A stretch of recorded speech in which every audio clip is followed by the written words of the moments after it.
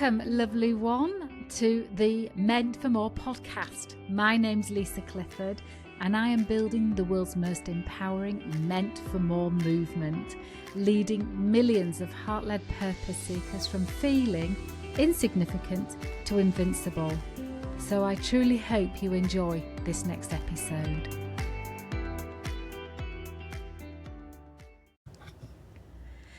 And welcome, lovely ones. Today we've got the return of one of my favourite guests, Claire Ackers. And I say the return because we promised you in episode 2 following her instructor training course. Welcome, Claire. Thank you for coming to the podcast studio.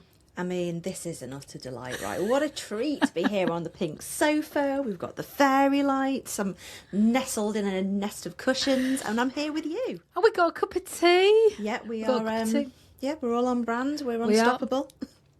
How are you since the training? We were just saying when you walked through the front door, I gave you the biggest hug because it was like meeting my sister again, and it's been a month, and I don't know where the time's gone. Yeah. So how have you been since the training? Oh, well, I was saying to you before we press record, I can't believe that nobody sages me when I walk into a room. What's going on? And we had such a bubble of loveliness, didn't we, when we were doing the training? And the real world is real worlding at me, I think that is the best way to say it. But it's a little bit more tolerable, a little bit more... It's just changed since we've come back, and I can't believe it's been a month. But what a month it's been! What a month, and what a week we had. We were just saying before we Claire and I kind of look at each other with our knowing look, like what a week we shared. It was, to me, so special, and to have you. Well, you being part of it is what made it really special. I think just the loveliest people came together, and not one of us the same as the next. How would you sum up, well, how would you describe that week? First of all, I would describe it as fate. It was just like a convergence of the most beautiful people, both from the instructor side, with Kel and Mel and Rachel and you, of course, and the people that I trained with side as well. And we had some pre-conversations, didn't we, where we were thinking about, should I come to an earlier date, or would this date be right? And it just so happened that my birthday was on the day that we graduated. Yeah. And that for me kind of swung it. And I think every single little point validated that discussion. Yeah, we couldn't have planned it better, really. It just, everything that unfolded just perfectly, and it was exquisite. The time that we spent together, it really was. From the food to the conversation to the unscripted moments where you went off piste. I don't think you'll mind me sharing that. You went off piste and followed your heart, but it all unfolded exactly as it was meant to. Yeah, those moments that Claire's referring to is when you see the group is in a particular space and they need to be held in that space a bit longer because the processing continues beyond the process. And so I think I started the training by saying transformation happens in the gaps. Not in the action. Amazing breakthroughs happen in the action and the technique, but the transformation is what happens in the breathing space. And you can write a program sitting here, and this is what we'll do at this time, and this is what we'll do at this time. But you've got to be willing to look at that group and think, what's the best thing for them? And you're so right, in those moments of me just building into my intuition of what do you all need was a journey for me as well.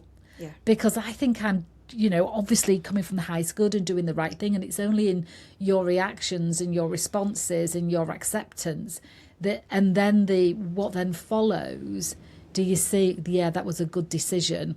I'd just love to speak to that, if I may, because I've been on retreats before, and I know this wasn't a retreat, and we'll come on to this, where you've been frog marched from activity to activity, which I know is coming from a good place of trying to make sure you get your money's worth, but is so much is lost by not having that space. And when I run my retreats, that liminal space, that's where the magic happens, isn't it? Yeah.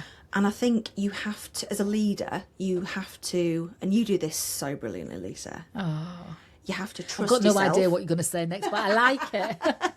You have to trust yourself to throw the plan out the window and go, no, this is what this group needs. And there's one moment that I keep coming back to, which was, I have no idea.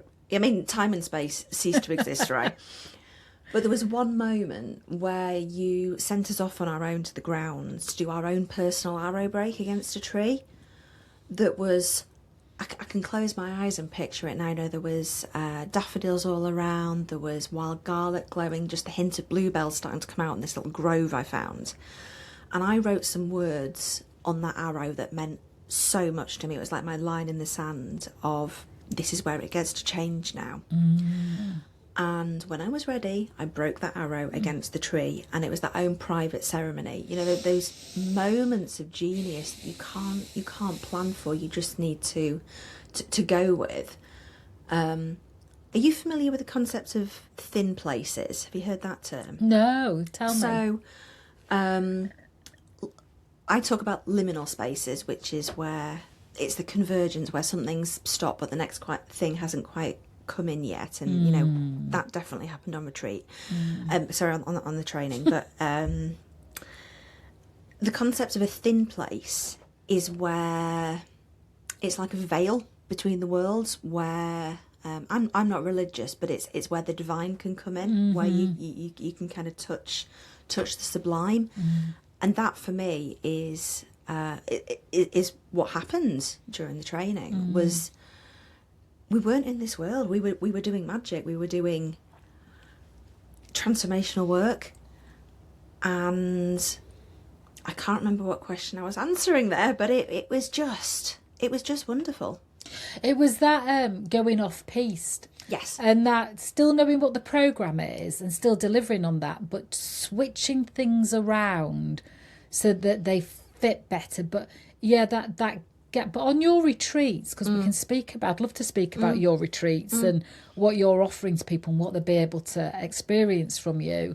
And the difference you think you'll be making now compared to before. I'd be curious about that. I know we don't know until you do it, because even you don't know until you do it if there's a difference. I know there's a difference in what you'll be adding in it. But I'd love to know what your retreats are going to be like moving forwards. This is a great question, and do you mind if I rewind a little bit? And in case people didn't see the first one, I think it's important to know how I ended up here. And this will be coming across as a chat between two friends, I'm sure, because it is. I think people don't mind that. They like a bit of authenticity, right? Especially in your world. It's real, yeah. So, in October 2025, I was sitting in the audience of a conference, and I saw you at the front doing a piece, doing your talk as it were, and at the time I was building an entirely different business. And I'd done a firewalk with you before when I was 7 months pregnant. Yeah. How many years ago?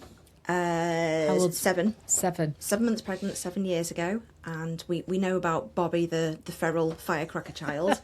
We've discussed that she is a result of walking through that fire. But I hadn't seen you. We hadn't really talked for 7 years, had we?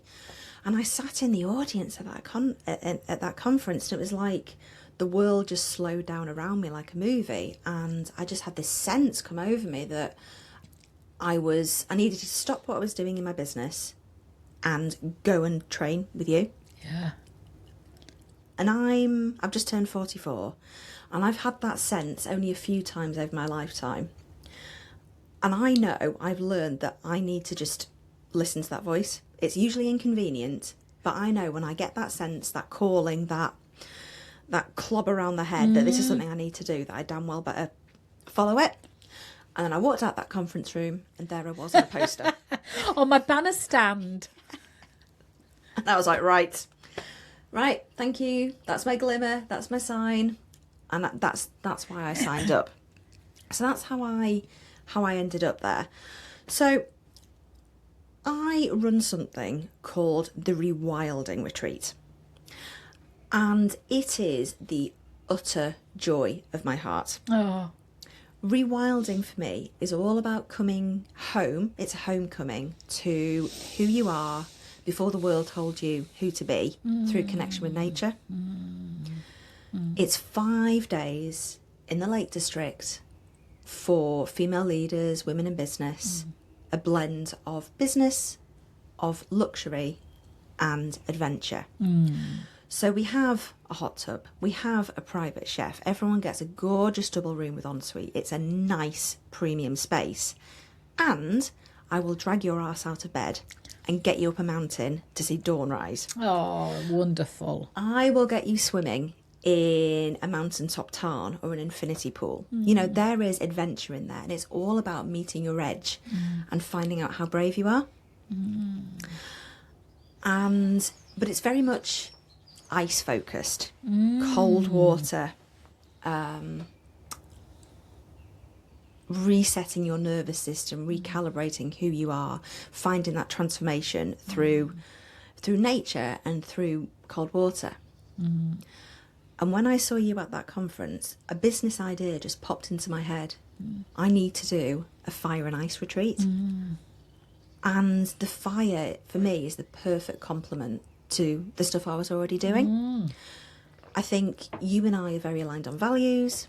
We're very aligned on how we move through the world and the impact that we want to have. But I knew you had God, it sounds too prosaic to say a skill set, but I knew you had some knowledge, some medicine that I needed to learn how to do. And so I came very humbly to the training. I came as a beginner and very, very curious and just completely heart-led into it. And the original question was, how are my retreats going to change from here on in? I'm not sure the word's been invented. I'm not sure the words, because I thought they were pretty darn great already. But what I know I can do with people now is just 10x. Yeah. I've got 3 retreats coming up this year, and I'm not going to spoil the surprise, but my gosh, they're not going to know what's hit them. But don't be alarmed. Do book. They're all full. Don't think about being hit. They're all full. Are they? Yeah. They amazing. How many people do you have on them? I keep them quite small, so it's maximum of 8. Nice. 8 or 9, because I want everybody to have a really safe, premium experience. It's really important to me.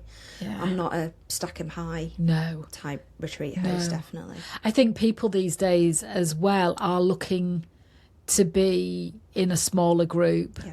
Gone are the days of us spending our hard-earned money and investing in being one of 30, because we need more than that, actually. We need more, and we need almost accountability. You know, we need experiences that you look into the whites of our eyes and we're not blending in.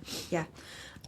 Each woman who books a place on my retreat is giving me the gift of her trust and her time, as well as the money, of course. But it's my responsibility to make sure that she's seen and she gets what she's come for, and that I help keep her up here. And so that can't be a commodity. It can't be a numbers thing for me. I take that commitment and that accountability really seriously. Yeah.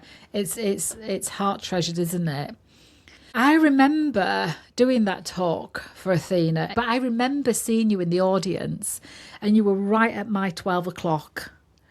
And I don't know if anybody notices it themselves, but when somebody's at your 12 o'clock, you feel their energy. But your face was really serious and deadpan, and I thought, this is what was going on in my inner world, because I'm human too. I thought, Claire thinks I'm rubbish.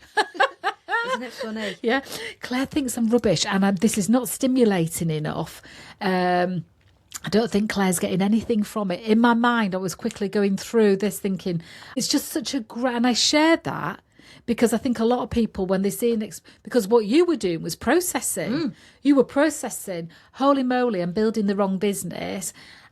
Lisa's me girl.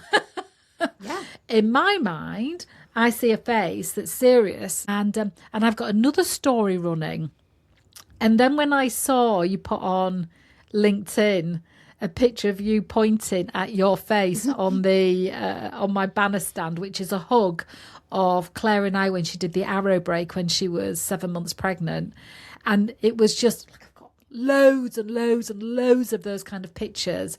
But that one, it didn't. To me, it wasn't about did it look lovely. It was about the energy that I felt in that hug at that moment. Was one of my favourite hugs of all time. Yeah. And so it's really funny when the internal world saying you need to up your game, Lisa. You need to up your game, and then the reality was something quite different. The reality was not I'm bored. It's I'm having an epiphany. I'm having an epiphany. And so I think that's really important to share, isn't it? That when people's faces are looking one way, it does make us soul search a little bit, but what could be happening is the opposite to what you're thinking, and what a relief. Which is another really important thing as a host, isn't it? To be able to set our own boundaries and look after our own energy. Yeah. So we don't get dragged into our own narrative, which is really tough to do when you're holding space for a lot of people. Yeah, it is. And whilst I was still having those thoughts, they were moving through my mind as though they were old patterns of thinking. You know, when you observe your thoughts and you thought, I can't be getting on that train. That train of those thoughts are not going to take me where I want to go. Yeah. So, just going into your training that you're going to be doing, so you've got your retreats. Yeah. Then do you do other trainings as well? Yes. So the rewilding retreats for this year are full. I am planning a fire and ice retreat for 2027, which I'm very excited about. This is hot off the press, so I hope it's okay to share it. But my cohort are doing brilliant work coming up with their Firewalk events, and I'm so proud of them, and I love cheerleading everything that they're creating, and I really hope I can get along to some of them. I don't want to do that. I want to do something bigger. So I want to create, it's almost like a mini rewilding. So the rewilding's 5 days in the Lake District, and I know that some people can't get to that. So I'm going to do a weekend, personal empowerment and transformation weekend in the Yorkshire Dales in October for a very special group of women, of which part of it is going to culminate with a firewalk. So I'm not doing an evening or a day event. I'm going a full weekend of personal transformation. Yeah. So that is absolutely hot off the press. I'm speaking to venues at the moment, but it's going to be amazing. I've got a let's say a list of very interested parties already from my circles who I can't wait to share it with. I really can't wait to share it with. So that is happening. So in terms of other trainings that we do, so I run a business called Wild Edge Works. My background is 20 years as a business and mindset coach. You know, I love one-to-one coaching. That will always be the core of what I offer. So I work with a lot of authentic and values-led business owners to help them grow authentic and aligned businesses. That's the core of what we do. However, the older and wiser I get, the more I realise that we need experiential coaching. So everything that we offer at Wild Edge Works is designed to both give people those moments of awe, which is what we call standing on top of a peak, knowing that you did that under your own steam, or walking across that fire, or getting in that waterfall.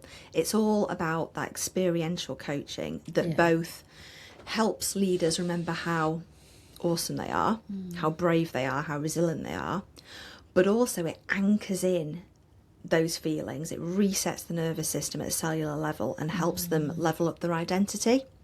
So we have, as well as the rewilding retreats and weekend events, we do things called Trailblazer Days, which are one-to-one bespoke adventures.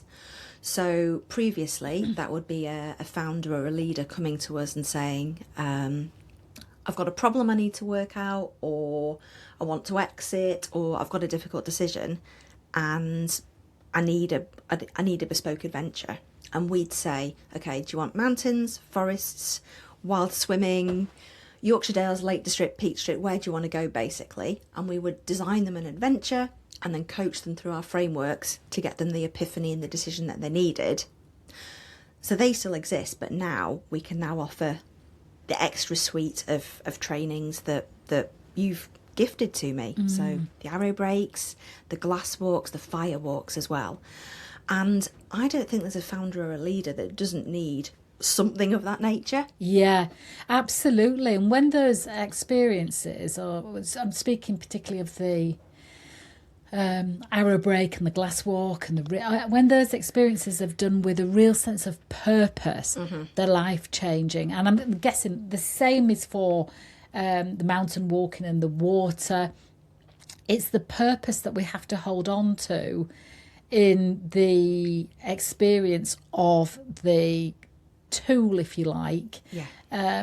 Because I see all too often, I saw a video the other day of a woman being facilitated to break an arrow into her fence, and there was loads of resistance for her, and I thought, that to me looks like that's just an action, and whoever's facilitating it, however newly qualified that person might be, not one of my world-class graduates, but somebody that I'm presuming it's been trained by someone else, it looked like it lacked so much purpose and sacredness that it just became about pushing their throat against this arrow, against this fence.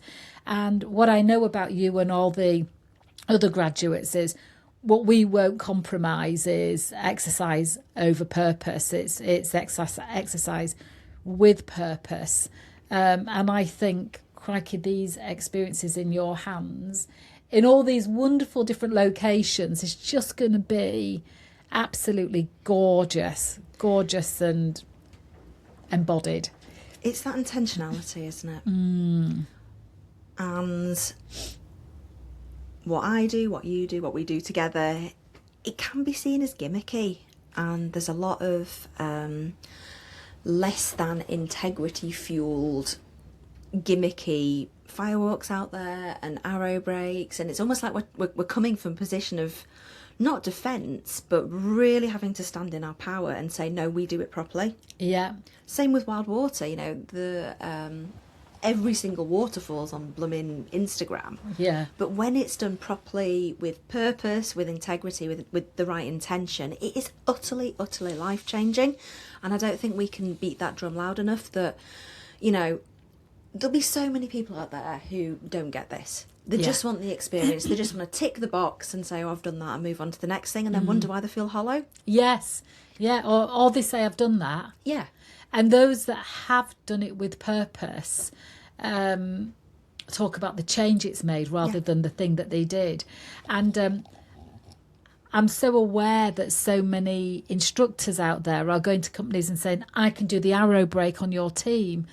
And I'm thinking the arrow break is an exercise within a whole, in my view, in my trainings that have a whole day's training. And there's about 4 or 5 hours worth of stuff I do with the team that is transformational. And then we do the arrow break, and the arrow break serves a purpose. It's not about coming in and having the team break the arrow. The transformation isn't in that. It's in the work that we do that fuels that arrow and that arrow break. And that's what I think a message that needs to get out there is anybody that's selling an arrow break or rebar bend isn't giving a team or a company a lifelong lasting impact that has a model to it that is duplicatable to life. People will simply say, oh, I had a great day. We broke some arrows and stuff. But the arrow holds so much potential for people's continued transformation, only when it's done right. Yeah, completely. So when you look back to the training, what surprised you the most about you And I know it's going to be a tough question because you look pretty unsurprisable about yourself because you're so consciously aware and in your growth. That's a great question because, yeah, you're absolutely right. I love a bit of self-growth, self-awareness or personal transformation, all that stuff. I think what surprised me was how safe and ready I was to peel back a few more layers. And what I mean by that is, and I'm going to share this because I think this will probably resonate with people. I'm very good at going as deep or as vulnerable as I need to get to the next thing. Yeah. So it's almost transactional. It's almost like, right, solve that bit, I'm on to the next thing. Whereas what this training did was create a safe space, and I know that term is cliche, but it's true, to peer under a few rocks that were lurking out of sight. It's not like I was ignoring them. It was the blind spots, right? The bits that we're not even lurking in the shadows, but it gave me a space to really do like a 360 on everything. It was like a life overhaul. And you were an expert at spotting when we were skimming over a thing and going, no, this is important. We need to dig into this before we move on. And I know that was true for me, and I'm pretty sure that was true for everybody else there as well. And we were so in tune as a group as well, weren't we? Yeah, the space you all held for each other was gorgeous. And what I was noticing was, like, there's a program to teach you, and then there's the layer of the program that isn't inwards of, is there something within each person that they feel about themselves that's going to hold them back from believing either the world class and holding this training and delivering it in a world-class way? Because there was a lot of people do feel, am I world-class? You know, that feeling of I don't see myself that way. And so to be an instructor, to be a transformational leader, you have to have the transformation yourself, and it's going to that place that is most likely to get in your way of being that transformational leader, seeing yourself as that transformational leader, believing that you can really shift people. And so what I was noticing in the group was feeling where that block still was within people. Yes. And I really wanted that to be gone for each and every one of you, so that you could totally own exactly who you were and how you wanted to do it. I think this is probably the biggest problem facing our society at the moment. We are in such a period of change as a society. And I'm talking about the AI revolution, right? Yeah. Every single bit of information that you could possibly want is available at your fingertips in 3 seconds. And what I'm seeing is people outsourcing their thinking and their creativity and their power to AI. And it terrifies me. It absolutely terrifies me. And one of my favourite phrases is, you can't chat GPT your way up a mountain. Yeah. You've got to go on the journey yourself. Yeah. You can use it to prepare, but you can't. You have to actually get your boots muddy. You have to get the dirt under your fingernails. Yeah. Feel the weight on your back of your lunch. Exactly that, but that nobody can take that journey away from you. Yep. And I've told this story about 3 times this week, but it's my favourite, so forgive me, I'm just going to go into it. Lord of the Rings, right? The biggest criticism of the Lord of the Rings is, why couldn't the Eagles just take Frodo the whole way to Mordor? Well, Frodo had to go on the journey. He had to go on the journey in order for that journey to be successful. And that's the same thing as we're talking about here, isn't it? Is that you could have given us some training videos and a manual and gone, right, there you go, there's all the information you need to run a firewalk. but it would have been rubbish. And I could have just taught you, this is how you do it. I could have taken you through the how program. Yeah. I mean, there are some courses where you can learn to do the arrow break as on a one-to-one basis in one day, and it's something like 250 quid that's out there. But that's not teaching you how to read a group and what happens with the group and how you hold the group, because it's not just that one person learning how to instruct it. It's reading, where's everybody standing, what do you do when the group's getting nervous. It's a whole thing, and there's your experience in it. So when you are going through the instructor training, you're going through it as a participant, as a student, and as an instructor. You're straddling both roles. Like, I hold you in your excellence as an instructor whilst taking you on the journey as a participant. It is, one evening you were, we had a whole evening in silence because it's what the group needed, but you went from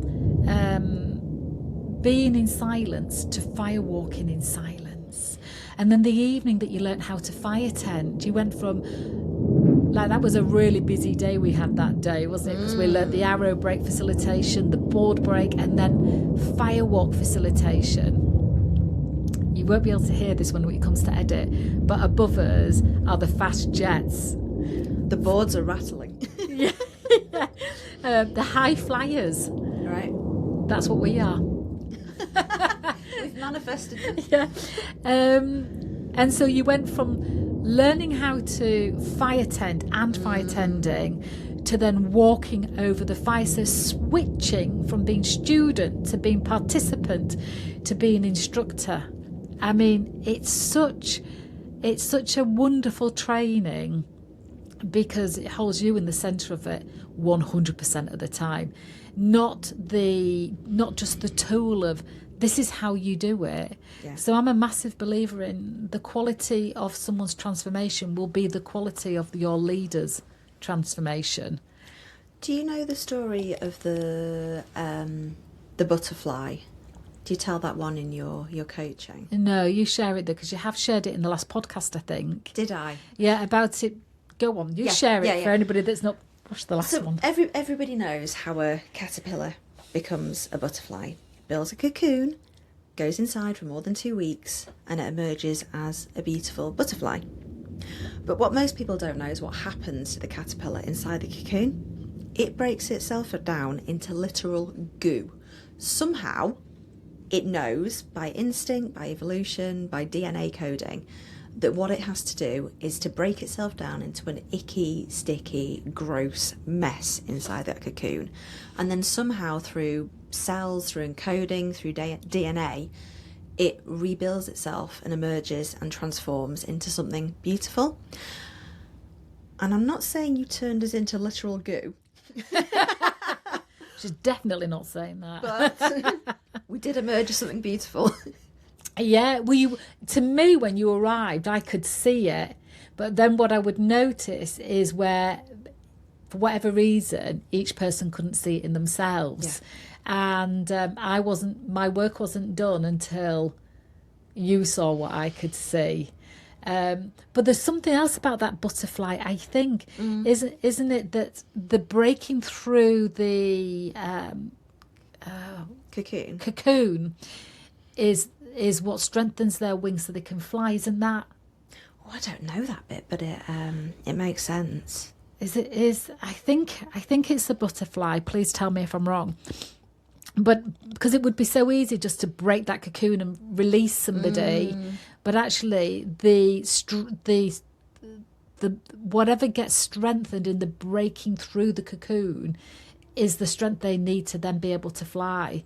So that's why we don't rescue people, because the strength they need, if somebody's in a moment, however long that moment might be, it's important that they come to their own decisions, their own choices. We don't rescue, because it's in their decision, in their coming back to who they are, is where all the gems are. There was something else I was going to ask you. What we were saying. Yeah, a little drink. I'll remember to edit this bit out.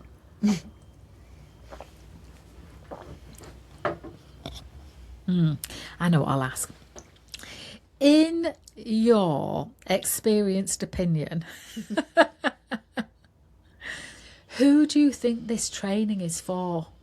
The Firewalk. Yeah, instructor. yeah. Who do you think it suits?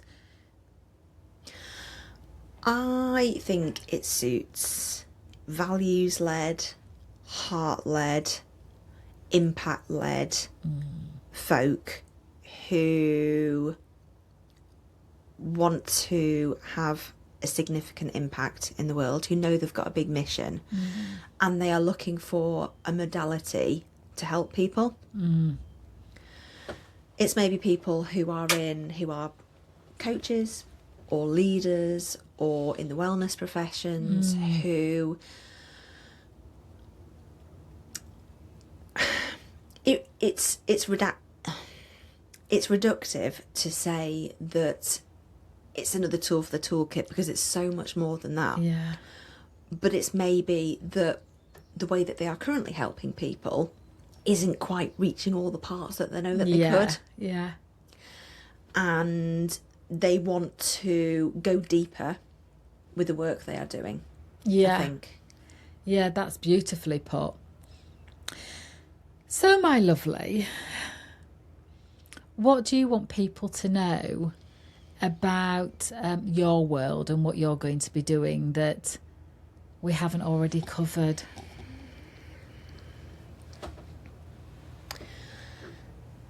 At Wild Edge Works, we want to set the gold standard in founder-led leadership. I think the work that we are doing is how we solve the economy, how we solve the country. You know, the old boys have had their turn Yeah. at running the country, and I hope, it's my hope and dream, it's my mission to help heart-led, impact-led, values-led founders and strategic leaders of business step up into being the leader that their business needs them to be. And the work that we are doing is perfect to not just make the business perform better, it's not about that, but it's about helping them take a level up in terms of their identity and just have more fun in what they're doing, to dream bigger, to dare greatly, to be unapologetically, authentically them. We speak about heart-led a lot, don't we? And we say it effortlessly. Oh, the Apparently irony. the word effortless was so effortless to say. But we mean it. Yeah. Heart-led matters. How would you describe what heart-led is and what it isn't?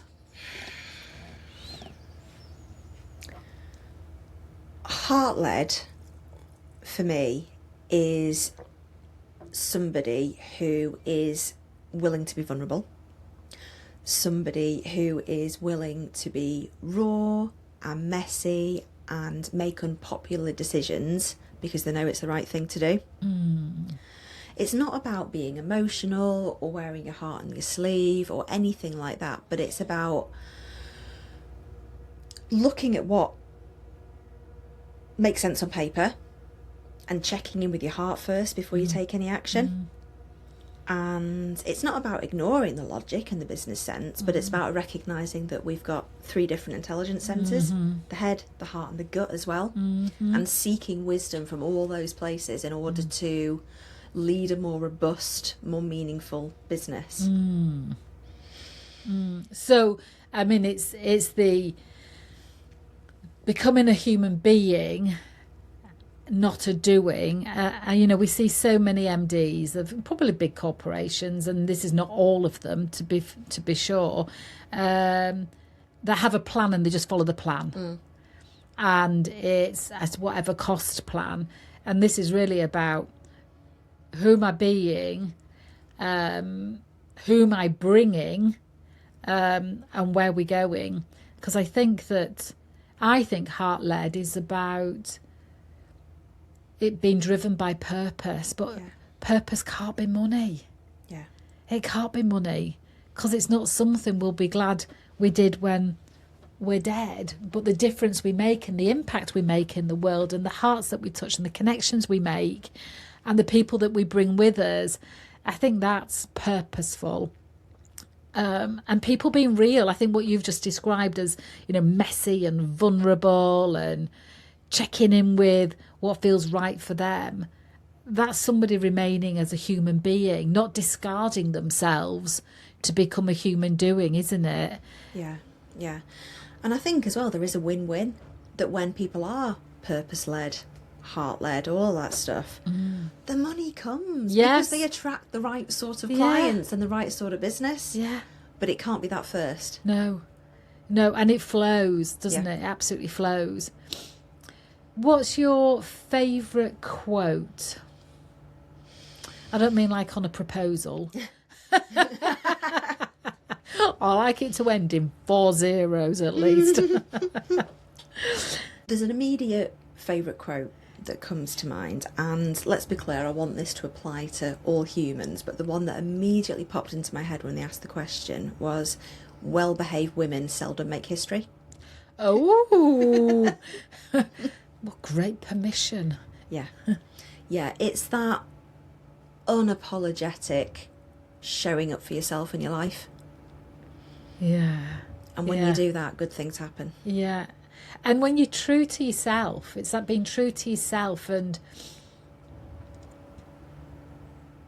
I feel like that it just made me think about when you follow what your heart wants rather than what somebody else is doing, and you follow your own calling, you notice the things that cause you anguish and anger. And I always think those things that cause you anguish and anger are, your problem is your purpose. When you follow that, that's what came to mind when you said well-behaved women don't make history. We never set out to make history, it just happens. I think if we set out to make it, then It's not heart-led. yeah, exactly, and it's not authentic, it's becoming it's an ego, isn't it? Yeah. And so I love that.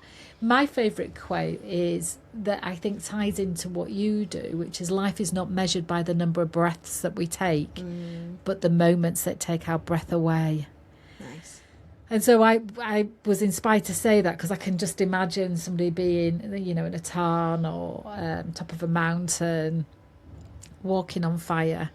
Those are, when we look back at life, and we're replaying those magical moments. We're not replaying the gaps between them. We're playing those series of magical moments. It's the moments of awe I was speaking about Yeah. before. Yeah. Nobody can take those experiences away from you. No.